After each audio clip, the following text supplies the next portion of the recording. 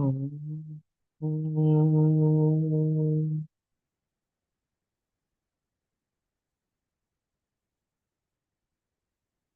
Om.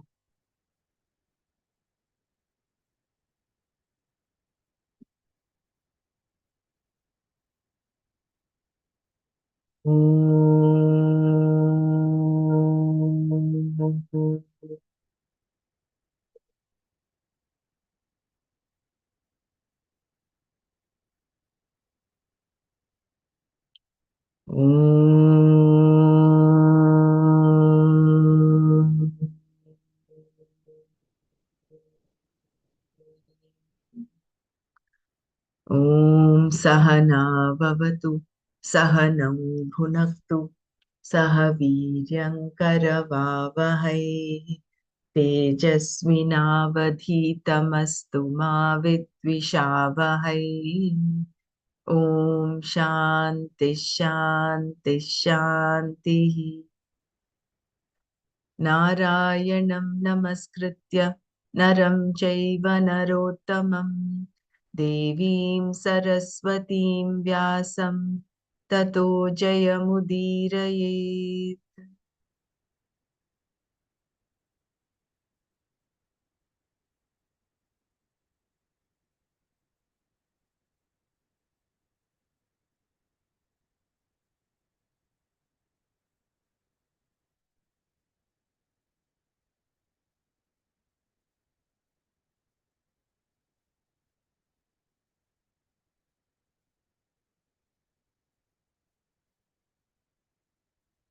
So we did verse 15 yesterday. We'll just go through that once before going to the next verse.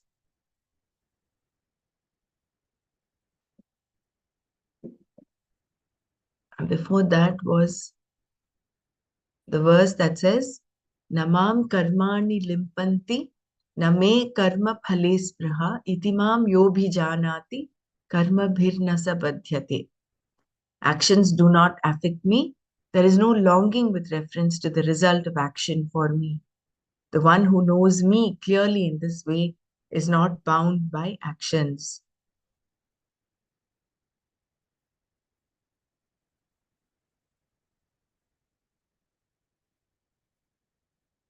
And then the next verse, Krishna again tells Arjuna how to gain this knowledge. Evam jnatva kritam karma purvairapi mumukshubhihi kuru karmaiva tasmatvam purvai purvataram kritam. So knowing me in this manner, even seekers of ancient times performed action. Therefore, indeed, perform action just as it was done by those who came before in the ancient past. Knowing Krishna the Lord in this manner, evam, refers back to what was said in the previous verse. Actions do not affect me. Namam karmani limpanti. There, Krishna said that he had no craving for the results of any action because Atma is Purna, complete, and therefore asanga, free of all attachment. Atma is free from actions. It has no doership whatsoever. Atma's nature is pure consciousness, free from any kind of volition. Volition is always dependent upon the Atma, but Atma is independent of all volition, all doership.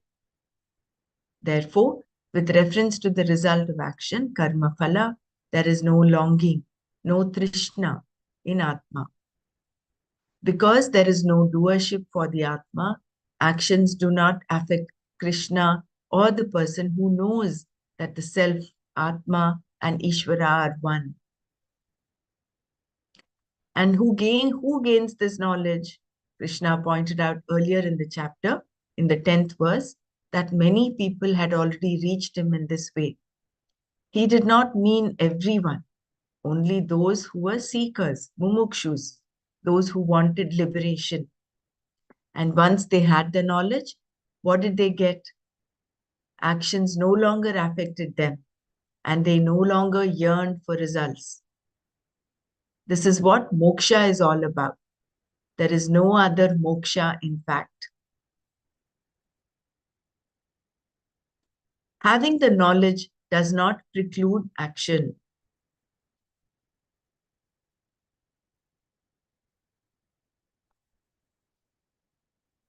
And what did the seekers who had gone before do once they had the knowledge? They performed action. Purvaihi karma kritam. Therefore, Krishna tells Arjuna that he should do the same. Tasmat tvam karmaiva kuru, which meant that Arjuna should not take to sannyasa. He should do only what was to be done by him. Shankara makes it very clear in his commentary of this verse that Arjuna was not simply to sit quietly, nor was he to take sannyasa. Na tushnim asanam napi sannyasaha kartavyaha. He was to do the karma that was his to do, just as earlier seekers had done, even those who already had this knowledge.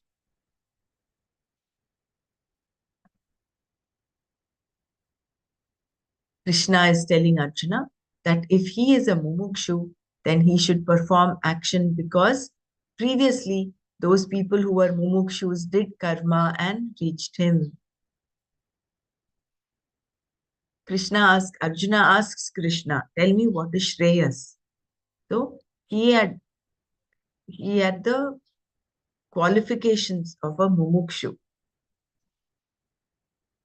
So since he was himself a mumukshu, Krishna is telling him he should perform action as was done previously by other mumukshus.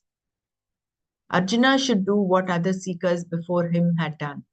Purvaihi purvataram kritam, not what people in general had done. He's giving him a precedence. This is what earlier people had done. Earlier, not just any other set of people.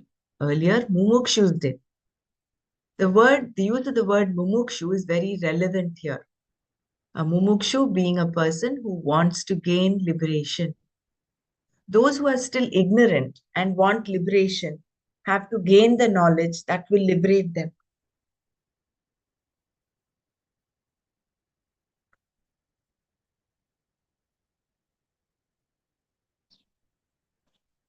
Those who are ignorant and want liberation have to gain the knowledge that will liberate them.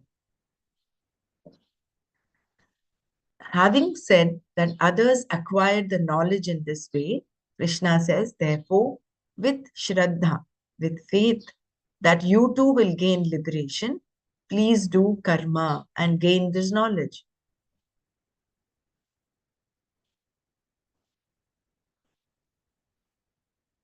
Shankara adds here that a mumukshu who is not yet a jnani and therefore not totally clear about this knowledge should perform action in order to cleanse the mind of all its ragadveshas.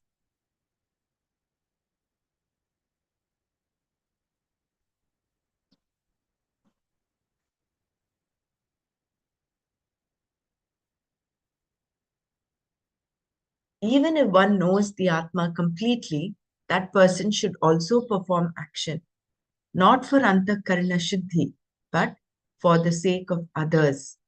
Loka sangrahartam.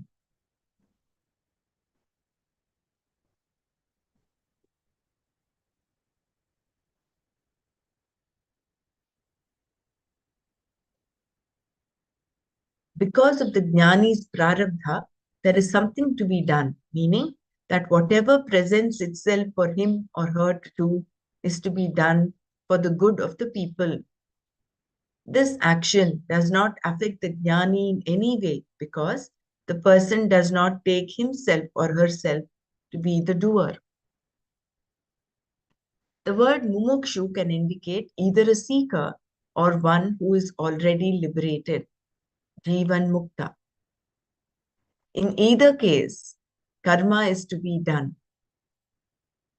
Krishna says, Arjuna himself could decide whether he was an ajnani or a jnani, but still he was to perform action.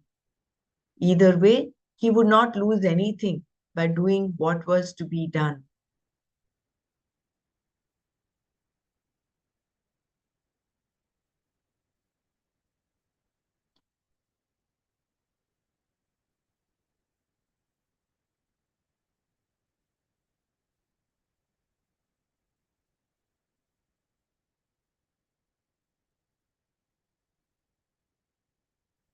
Inaction never leads to liberation. Krishna wants to make sure that Arjuna did not think he would be liberated by not doing karma. But at the same time, it must be clearly understood that doing karma is not going to liberate a person either. It can only bring about antahkarana shuddhi, as we have already seen. Doing karma is not a direct means of liberation, but it is an indirect means because it helps prepare your mind so that the knowledge can take place. The point here is that not doing karma will not help in any way.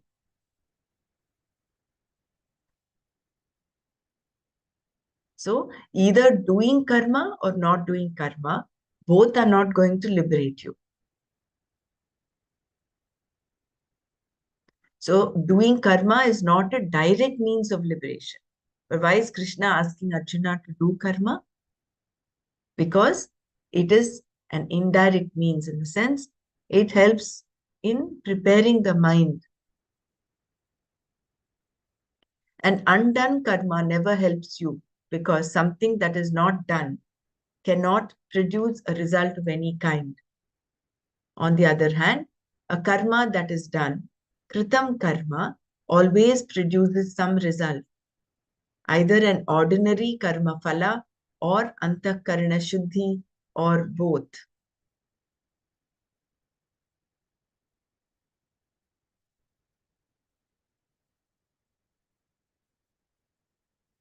Naishkarmya, the state of actionlessness that is moksha, is not gained by not doing karma. Not doing action does not amount to total actionlessness because you will always be doing one thing or the other. Non-doership is to be understood as the very nature, swarupa of oneself. Therefore, Krishna says to Arjuna here, all these karmas you see me doing do not affect me in any way. I am totally unaffected by all of them. Because he is totally unaffected by action and their results, Krishna, as Ishvara, has no partiality either. If Krishna wanted certain results, that is, if he had phalaspriha, he would be doing one thing for one person and another for another, based on what he wanted from these people. There would also be those for whom he would do nothing because there was nothing to be gained from them. He would help only those people who, day after day, flatter him with the same words. Oh Bhagwan, you're so wonderful, so great, you are everything. And about the others, he would say, since they don't care for me, I am not going to care for them. This would mean that Bhagwan also wants to be cared for and loved, and not just by one person, but by everyone.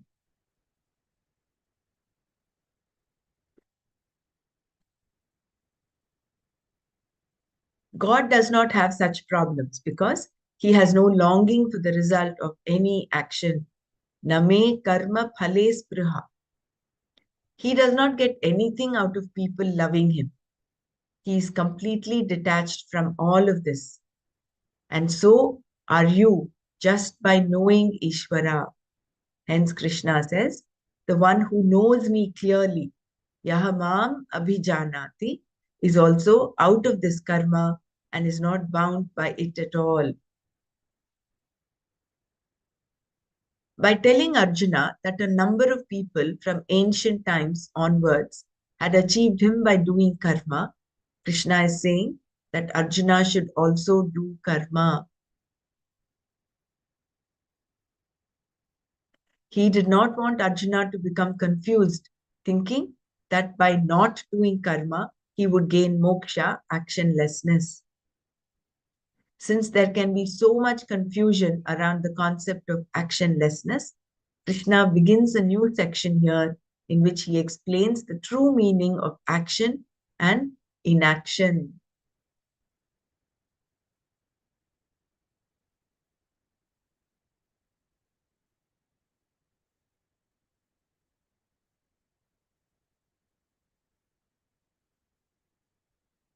So, namam karmani limpanti, name karma phale spruha, iti mam yobhijanati, karma bhirna sabadhyate.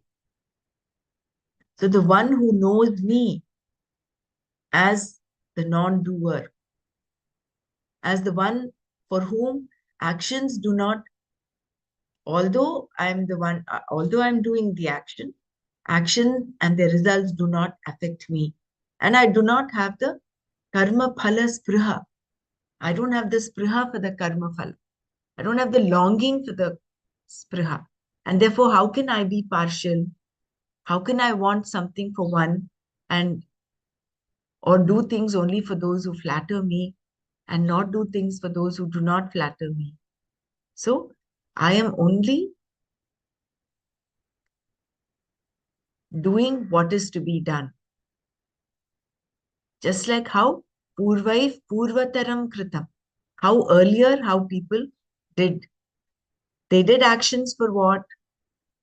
For the Antakarna Shuddhi. And that is on one side. Even those who become jnanis, that is Jivan Muktas, because of their prarabdha, they had to exhaust their prarabdha, they continued to act. For whose sake? It was not for their sake, because there is no more karma phala spriha. They did it for loka sangrahartha, for the sake of others. Similarly, if we go back to Krishna's and as an avatara, he has come to do what? To uplift dharma, to re-establish dharma, to protect dharma. When there is so much of adharma that is rampant, and the dharmis, the whoever is the remaining dharmis, they pray to him fervently, and that sum total of that prayers goes up as a takes the form of that as though prarabdha for the avatara to take shape.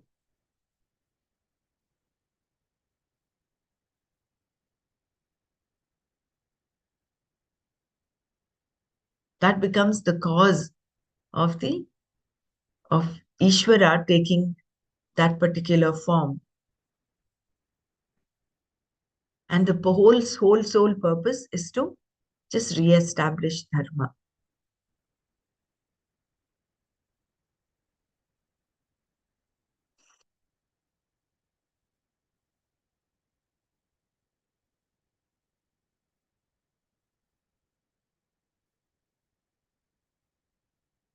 When looked at it from one angle, it seems funny. It seems amusing that, first of all, there was only Brahman. Why was the world at all created? That's a question that you will never get an answer to. That is why the Upanishad said he just had a thought, he just had a wish, and then the whole world got created. So now that we are here, that in this Vyavaharika Satya, we understand that we are alpagnya, kinchignya, we feel insecure. So the way out forward is to go back to that knowledge that I am full, I am complete. And in order to do that, all of us, including Arjuna, have to do karma. How to gain this knowledge? that I'm complete is to do karma that indirectly cleanses, is a means of knowledge by cleansing the mind of its raga dveshas.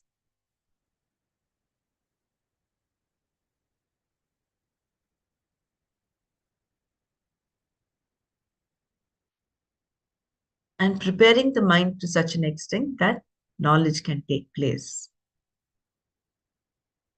And even after knowledge takes place, you would continue to do action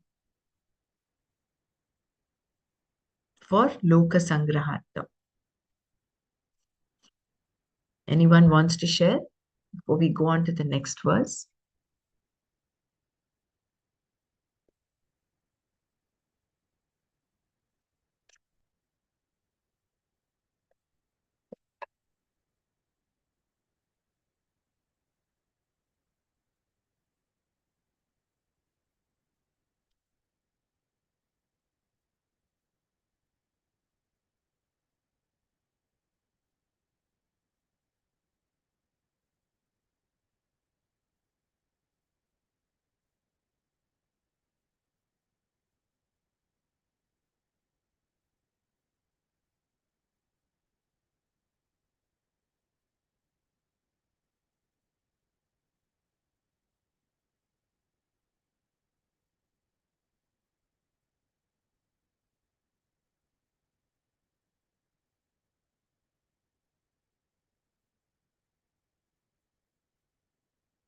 So before we go to the next verse, we just give a pause here. Anybody wants to share?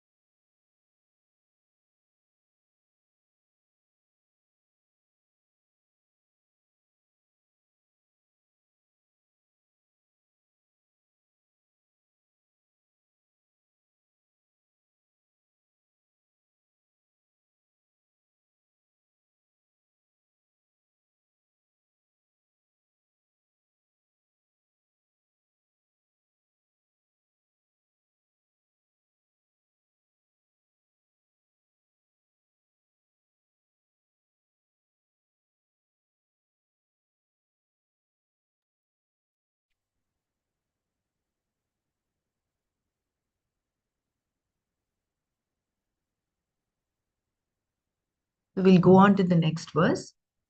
Kim karma kima karmeti kavayopyatra mohitaha tatte karma pravakshyami Yajñātva mokshase shubhat.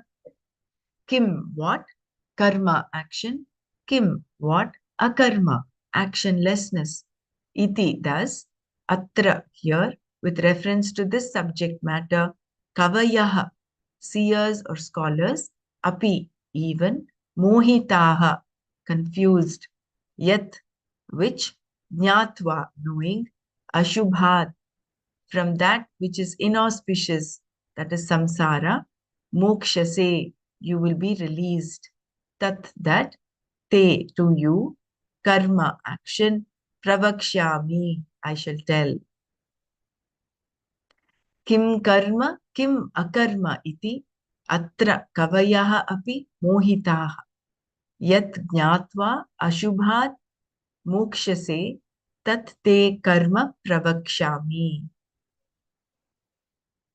Even the seers, scholars are confused with reference to what is action and what is actionlessness. I shall tell you about action, knowing which you will be released from what is inauspicious, that is samsara. The subject matter under discussion is karma, action. Kavayaha is the plural of kavi, which can mean a poet, a seer, or the Lord. Kavi can also refer to an informed person, one who is intellectually highly accomplished, a medhavi, a person who simply stores information in his or her memory and blurts it out on command, just like a floppy disk does, is not a medhavi. A medhavi is one who understands a subject thoroughly and retains it, complete with all the details. There are still others who can understand a subject matter and not retain the details. Such a person is also blessed. In this verse, Kavayaha refers to those who are able to understand the subject matter and can also retain the details. Even such people, Krishna says, are confused, mohita, about karma and akarma, action and actionlessness.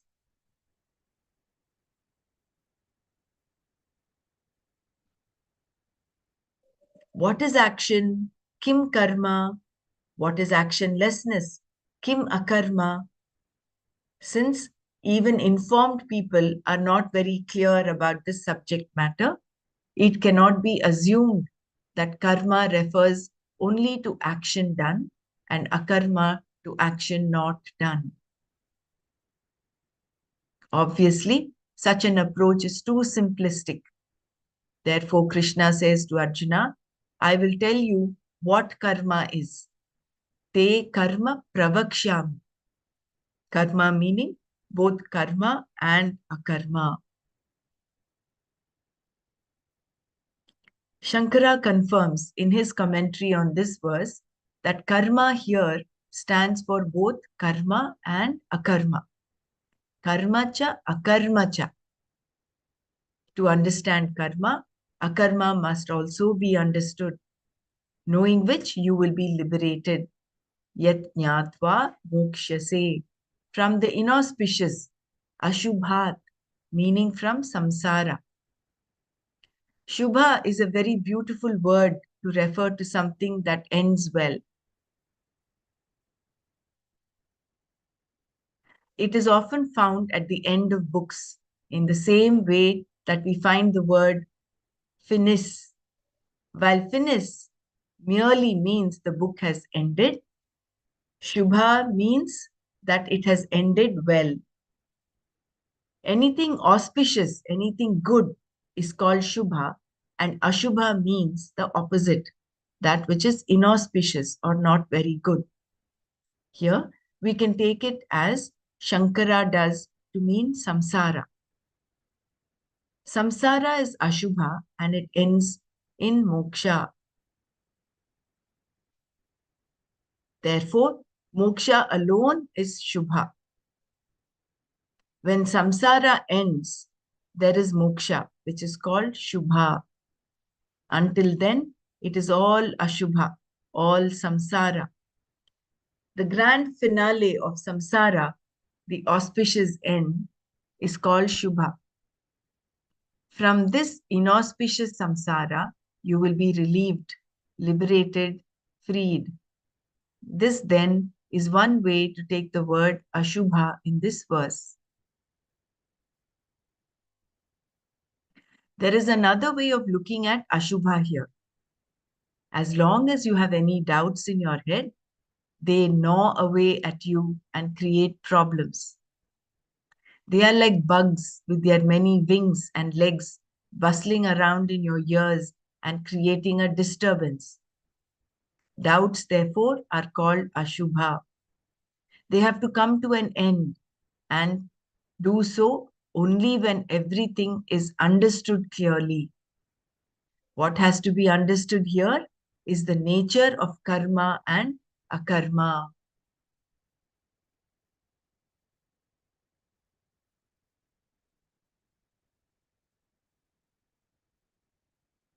Can you please again say, read about the Shubha and Ashubha? So I will read from here from the beginning. So even the seers, scholars are confused with reference to what is action and what is actionlessness. I shall tell you about action, knowing which you will be released from what is inauspicious, samsara. Moksha se ashubhat, yat jnatva ashubhat moksha se, tatte karma pravaksham. So the subject matter under discussion is karma, action. Because in the previous verse, Krishna was telling Arjuna, Purvai Purvataram Kritam Karma Kuru. So do action like how people in the past, the ancient people did, despite having understood what Atma is. So now the discussion is what is karma and what is akarma. Kavayaha is the plural of kavi, which can mean a poet, a seer, or the Lord. So there are three different meanings of kavi, right? Kavi can also refer to an informed person, one who is intellectually highly accomplished, a medhavi. So this is the fourth meaning of kavi. A person who simply stores information in his or her memory and blurts it out on command, just like a floppy disk does, is not a medhavi. So this one is, what is this description?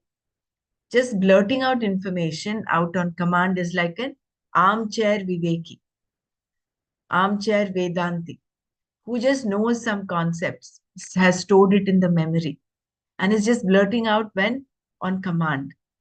That is not a Medhavi. A Medhavi is one who understands a subject thoroughly and retains it, complete with all the details.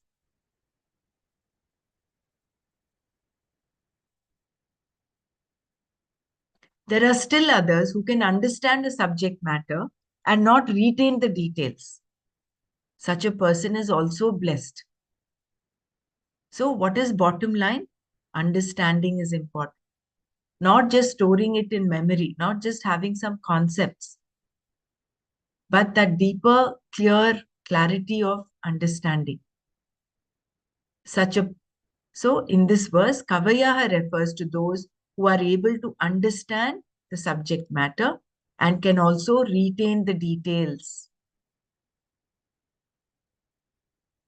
And who is such a person? A Medhavi.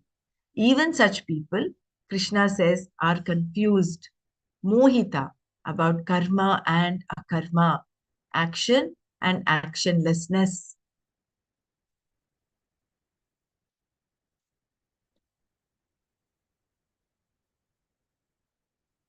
Just give a second.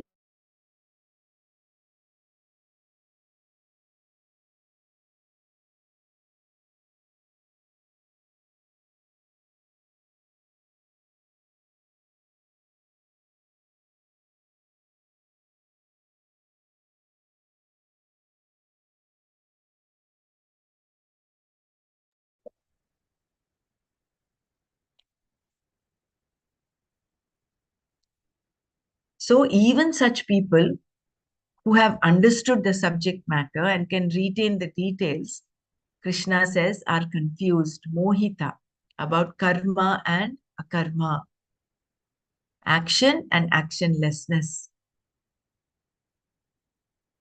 So, what do we understand by these medhavis? They are still work in progress, but they are in the work in progress list long path.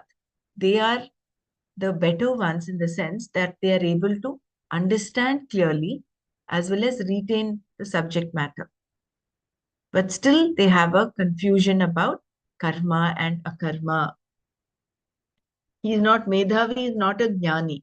Medhavi is still work in progress.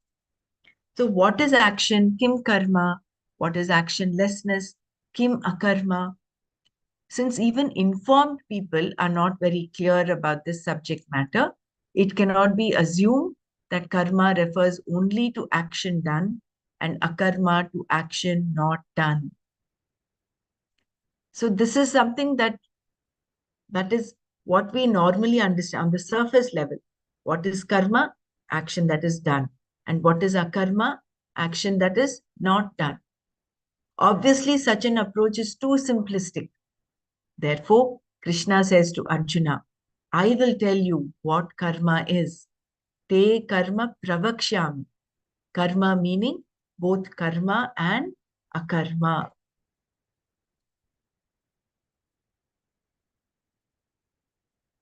Shankara confirms in his commentary on this verse that karma here stands for both karma and akarma. Karma cha, akarma cha. To understand karma, akarma must also be understood, knowing which you will be liberated. Yat jnatva mokshase. From the inauspicious, ashubhat, meaning from samsara.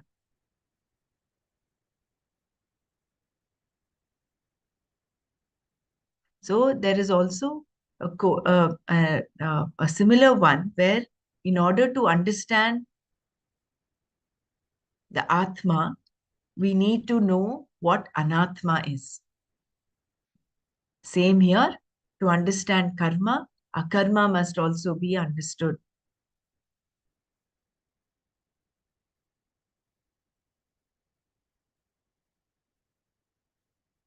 That is why to understand Atma, you need to also understand the Jiva.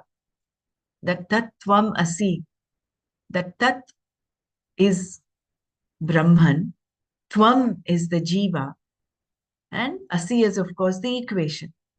So you need to understand this Tvam aspect clearly. Tvam, both the literal meaning as well as the implied meaning. Implied meaning is the same. Both Tat and Tvam, the implied meanings are the same. But literal meaning, and that is what the whole of the second Shatka of Bhagavad Gita is. The first 6 chapters are all about the Tat. The second six chapters are all about Tvam.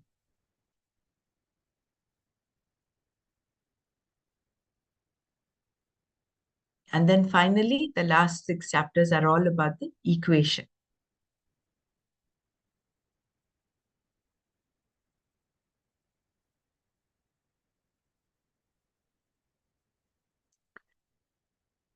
So, what is Ashubha? Ashubha meaning samsara. Shubha is a very beautiful word to refer to something that ends well. It is often found at the end of books in the same way that we find the word finish, finish or finis. While finis merely means the book has ended, Shubha means that it has ended well. Anything auspicious, anything good is called Shubha, and Ashubha means the opposite, that which is inauspicious or not very good. Here we can take it as Shankara does to mean samsara. Samsara is Ashubha and it ends in moksha. Therefore, Moksha alone is Shubha. When samsara ends, there is moksha, which is called Shubha. Until then, it is all Ashubha, all samsara. The grand finale of samsara, the auspicious end, is called Shubha. From this inauspicious samsara, you will be relieved, liberated, freed. This then is one way to take the word Ashubha in this verse.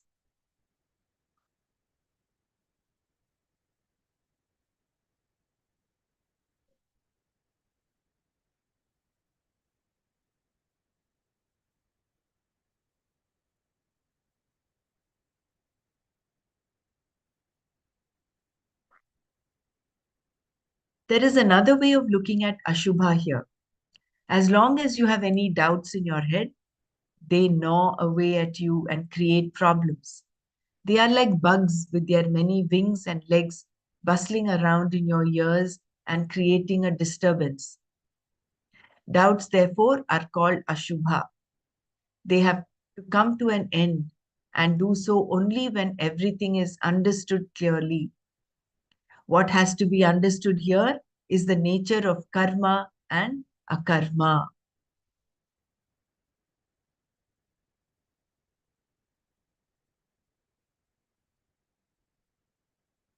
Why is samsara called Ashubha?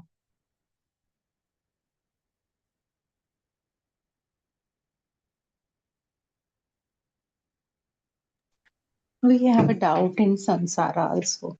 So it is Ashubha. What I think means in Sansara, it is not going to end well because there is no liberation if there is, we are stuck in the Sansara. So that is why it is called Ashubha. This is how I interpret. Yeah. Samsara is, see, we all reach out to samsara for thinking that I am, first of all, the fundamental error is I am incomplete. And therefore, in order to complete myself, I move outwardly. And what is that outwardly movement? Is going to samsara, thinking, okay, this will, if I get this, I will be happy. If I get that, I will be fulfilled and complete. But will that ever complete you? It will lead to one more want, another desire, another desire. So that can never, samsara can never ever complete you in the absolute sense. Momentarily, yes, it does. And samsara, as we know, is wrought with pairs of opposites. Raga, Dvesha, and all doubts will also be Yeah, always there. yeah.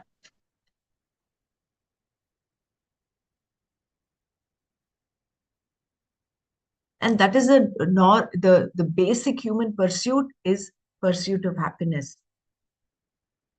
So as long as you're going outwardly to samsara, what you will get is only ashubha. But the end of samsara is something very beautiful. So when does samsara end? When you understand, when there's knowledge, when you realize, recognize your true nature. That is the end of samsara, right? So then there is no need for you to go outwardly. You are But with complete, you're knowledge full. only that will come. Then it will Correct, become Shubha. correct. Otherwise, it will be a endless journey only. Means It is next only life, like that. correct. You only have it as a concept in your mind. You've not got that aparokshanubhuti.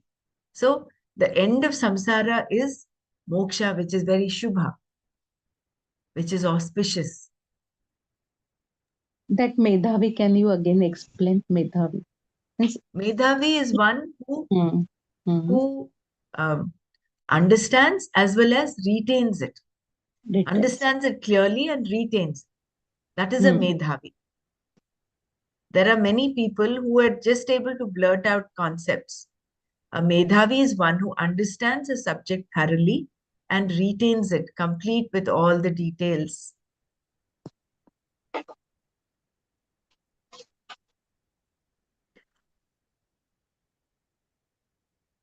So a Medhavi is still, here Krishna says, even a Medhavi gets confused about what karma is and what akarma is. So Medhavi is not equivalent to a Jnani. A Medhavi is one who is pursuing this knowledge, who has clear understanding, but Of a understand, subject, one subject, or not yeah, thoroughly of everything. yeah.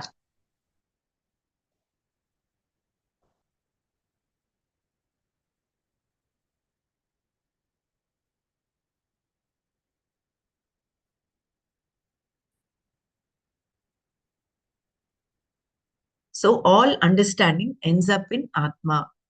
We shall see that the understanding of karma itself is the understanding of Atma and Anatma. In fact, the thorough understanding of any topic will always end up in Atma only.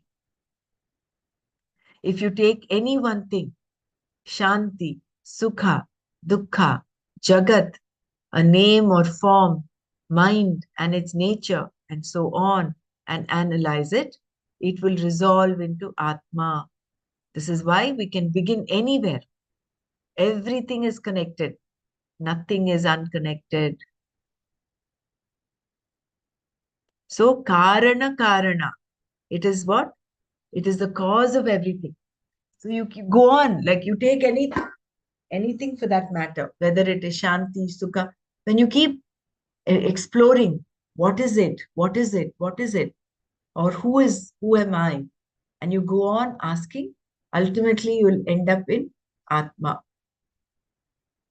If you remove the doubts with reference to karma, you will remove samsara for good. You are released from the doubts themselves, and this release is the gain of moksha.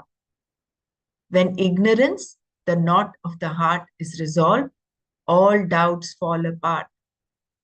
All the karmas standing in one's account are destroyed when that Brahman, the Paramatma, that is Ishvara and Jiva, is understood.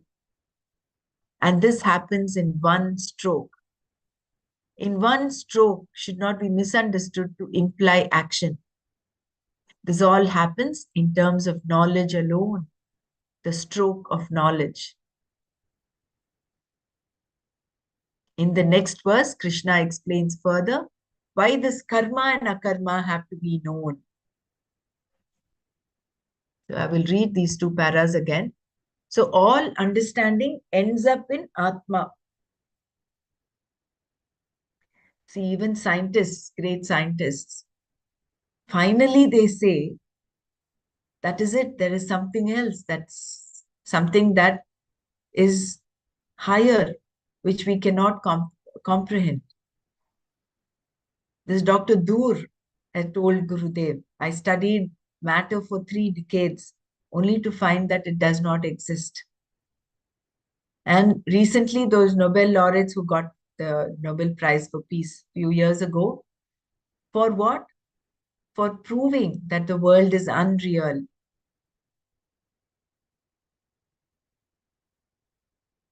So we shall see that the understanding of karma itself is the understanding of Atma and Anatma. In fact, the thorough understanding of any topic will always end up in Atma only. That is why it is said any Shastra, the definition of Shastra is that it ends in moksha. Everything, all roads lead to Rome. There may be different uh, uh, paths, but they all lead to Rome. If you take any one thing, that is Shanti, Sukha, Dukkha, Jagat, a name or form, mind and its nature, and so on, and analyze it, it will resolve into Atma. This is why we can begin anywhere. Everything is connected, nothing is unconnected. That is why at some point, I think in the Nasadiya Sutta, it is said, go from the visible entity, physical entity, that will take you to the infinite. So what we see in this Jagat, using that That is why they say Yat Pinde Tat Tat Brahmande. So the connect between the micro and the macrocosm is because everything is connected. So you can start anywhere. You can start with even botany or zoology. That can lead you to moksha because if you go deep into it, not superficial, not just mugging up some names and the classification and all that. When you go deep into that, what you gain is it will resolve into Atma. If you remove the doubts with reference to karma, you will remove samsara for good. You are released from the doubts themselves, and this release is the gain of moksha. I mean, I just want to clarify this. Don't get me wrong when I say you go through botany, zoology, whatever, and you get moksha. It is that if that inquiring mind is there, and with Shraddha, if it is, ultimately,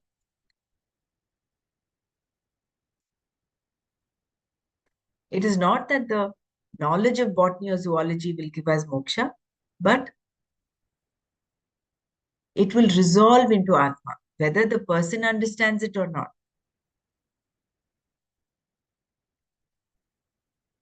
If you remove the doubts with reference to karma, you will remove samsara for good. You are released from the doubts themselves, and this release is the gain of moksha. When ignorance, the knot of the heart, is resolved, this is the prathama granthi, the primary knot, right? The knot itself is from what? There are three things required for your knot. One is ignorance, avidya, then kama, and then karma. So when the doubts are released, ignorance is gone, is resolved, all doubts fall apart. All the karma standing in one's account are destroyed when that Brahman, the Paramatma, that is Ishvara and Jiva, is understood. And this happens in one stroke. In one stroke should not be misunderstood to imply action. This all happens in terms of knowledge alone, the stroke of knowledge.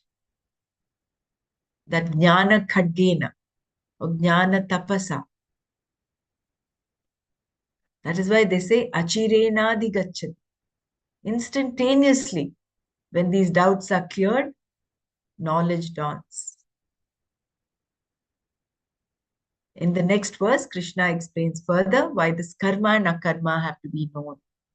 We'll stop here. We'll do Manana. We have a few minutes.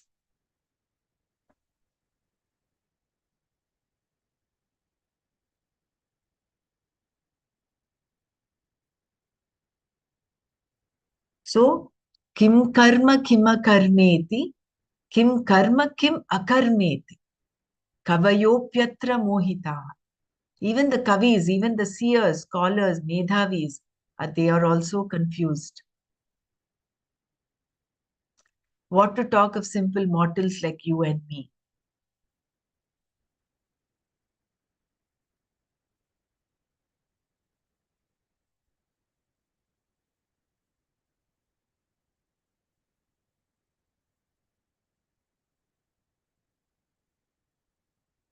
So he is actually still not spoken about what is karma, right?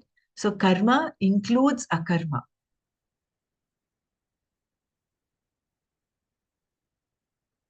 And how the knowledge of this, knowledge of karma and akarma will release one from ashubha, from the inauspicious samsara to shubha. Shubha is moksha.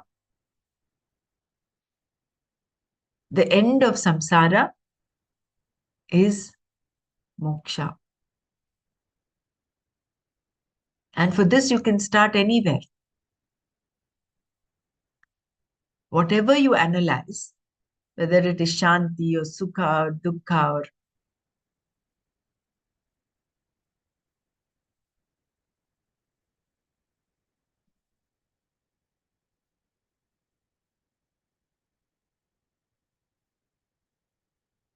That's why Gurudev says when there is deep pain or any negative emotion, when you go deep into it, it resolves in love. It resolves in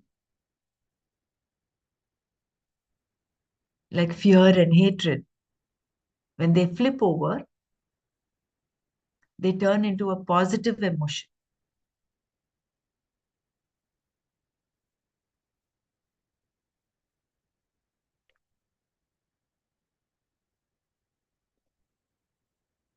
Yeah. Everybody also shares this.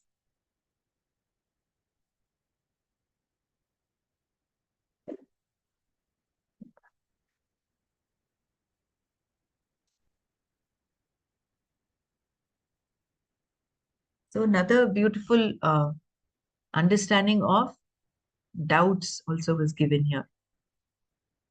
See, Ashubha is one way of understanding Ashubha is that it is samsara. Another way of looking at Ashubha is all the doubts that one has. They are like bugs and their many wings and legs bustling around in your ears, creating a disturbance. And these doubts are what get cleared when we do Nididhyasana, Shravana, Manana, and Nididhyasana. When all these obstacles are resolved, doubts have to come to an end. And to do so only when everything is understood clearly. And how do these doubts come to an end? When we approach a guru who is a Shrotriya and Brahmanishta, and then do Shravana, Manana, and then at the seat of contemplation, these doubts will slowly start getting cleared. What has to be understood here is the nature of karma and akarma. See, even us, for example, compared to few years when we actually started off in 2022 to what we are now, there has been some improvement in our understanding, level of understanding, right? Much better than what it was when we started off.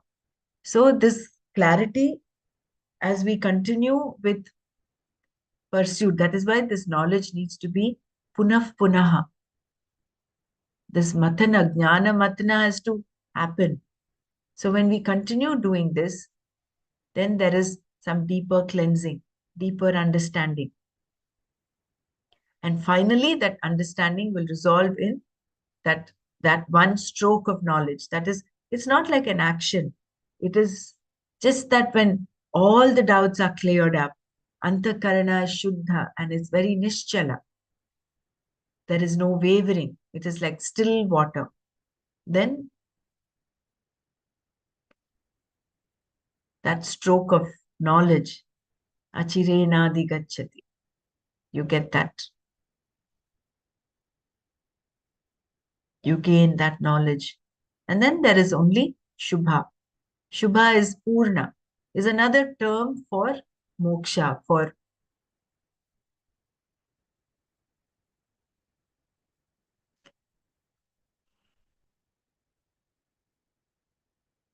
so tomorrow we'll take up this chapter, the verse number 17. So if anyone wants to share, please do. Otherwise, we will stop here. Om Loka Samasta Sukhino Bhavantu. Om Shanti Shanti Shanti. Om Tat Sat Shri Krishnarpanamastu. Jai Gurudev.